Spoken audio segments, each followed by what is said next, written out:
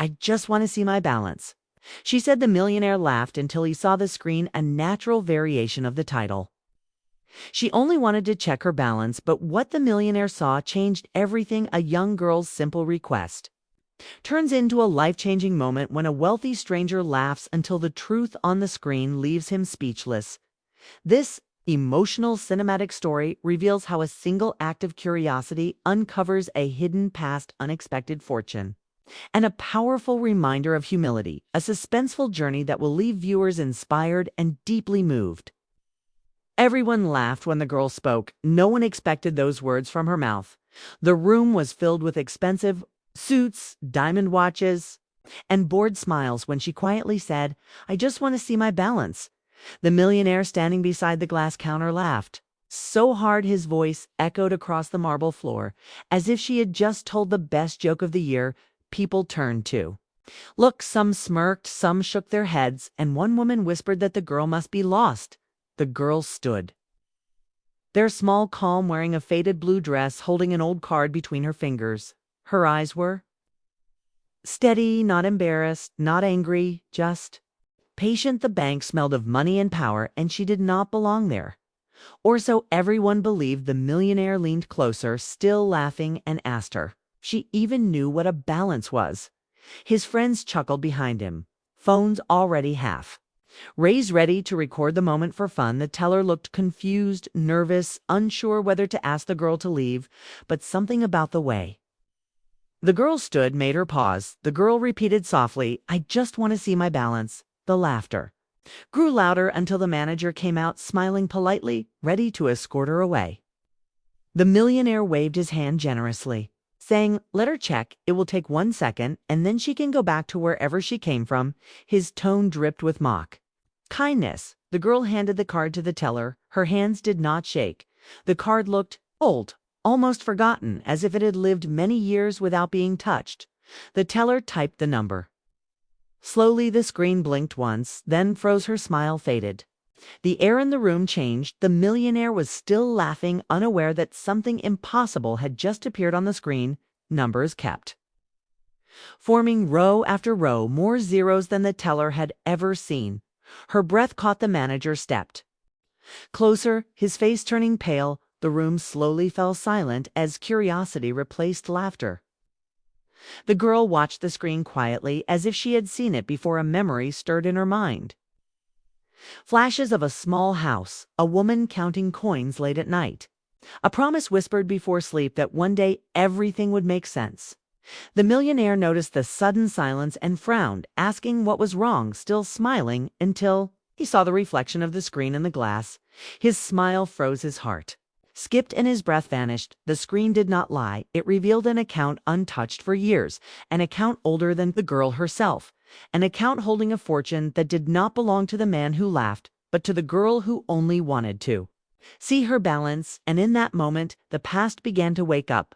The silence in the bank felt heavier than any sound. The millionaire stepped back slowly, as if the floor beneath him had shifted. His friends lowered their phones, unsure whether to keep recording or hide their faces. The teller stared at the screen again, blinking hard, convinced her eyes were lying to her, but the numbers stayed unchanged.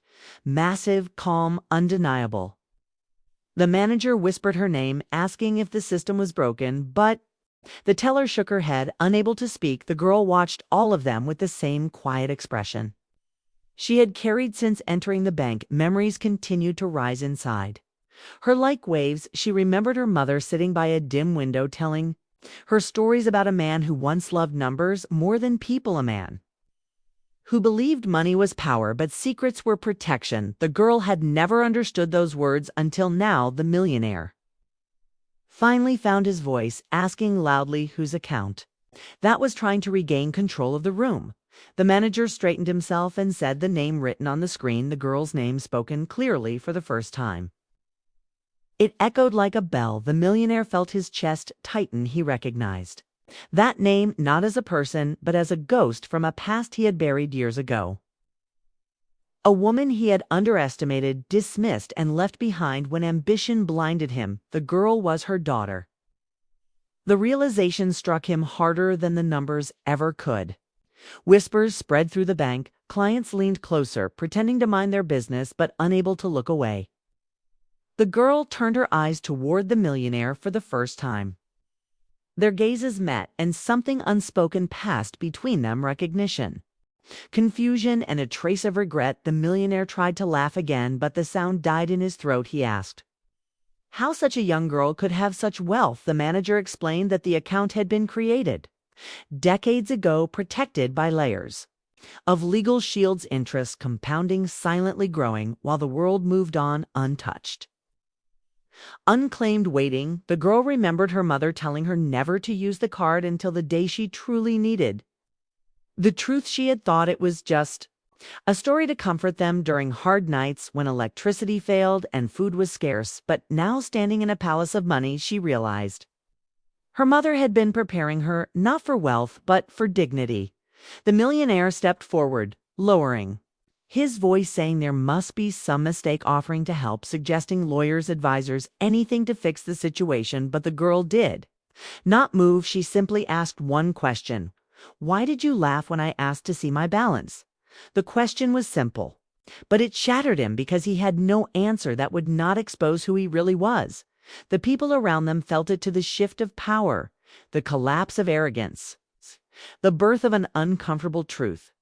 The manager cleared his throat, asking the girl if she wished to withdraw any amount. Her response was calm: no, I just wanted to know it was real because my mother said one day the truth would speak louder than anyone. Laughing, the millionaire closed his eyes briefly. Memories of his own choices surfaced: faces he had ignored, promises he had broken, paths he had taken without looking back, and now the consequence stood in front of him, not asking for revenge, not demanding apology, just standing quietly, holding an old card. As the world finally saw her, and in that moment everyone in the bank understood that money does not reveal worth, it reveals character, and the screen glowing softly between them just exposed all of it. The bank slowly returned to movement, but nothing felt.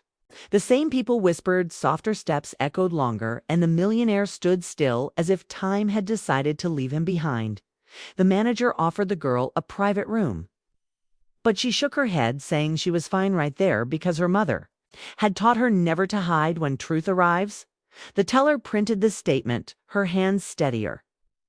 Now, as if witnessing something sacred, the paper slid across the counter, and the girl picked it up carefully, like it could break. She did not smile.